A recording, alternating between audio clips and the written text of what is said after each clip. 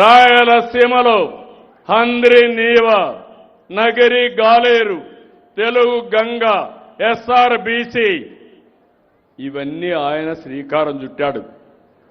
నేను వచ్చిన తర్వాత ఇవన్నీ పూర్తి చేసే అదృష్టం నాకు వచ్చింది.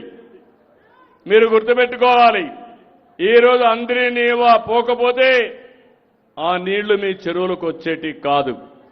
ఆ చెరువుల్లో నీళ్లు వస్తే బంగారు పండించే రైతాంగం ఉన్నారు, బంగారు పండే భూములు మన దగ్గర ఉన్నాయి. అందుకే నేను ఆలోచించి ఒక సంవత్సరంలో 3,500 కోట్ల రూపాయలు అవుతుందంటే పర్వాలేదు, అందరి నీవా కాలం వెడల్పు చేయాలని 733 కిలోమీటర్లు వెడల్పు చేసి కడాను కుప్పానికి కూడా నీళ్లు ఇచ్చామంటే మీరు గుర్తుపెట్టుకోవాలని ఆ పట్టుదల. మీరంతా భగీరథుడి గురించి వింటారు.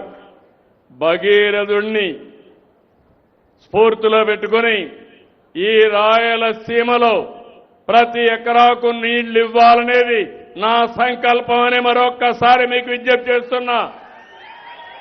అన్ని చెరువులకు నీళ్లు రావాలి, అన్ని రిజర్వాయర్లో నీళ్లు ఉండాలి, అన్ని పొలాలు కళకళలాడాలి.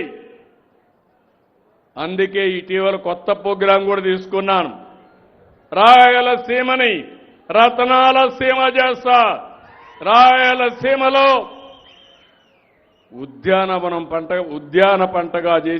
ఉద్యానవనంగా చేసి ఇక్కడ మీరించి ఉత్పత్తి చేసే ఉత్పత్తుల్ని దేశ స్థాయికి పంపిస్తాం, ప్రపంచ స్థాయికి పంపిస్తాం, మెరుగైన వెరైటీ తెప్పిస్తాం, మెరుగైన ధర ఇప్పించి ఎక్కడికక్కడ అగ్రో ప్రాసెసింగ్ ఇండస్ట్రీ కూడా పెడతాం.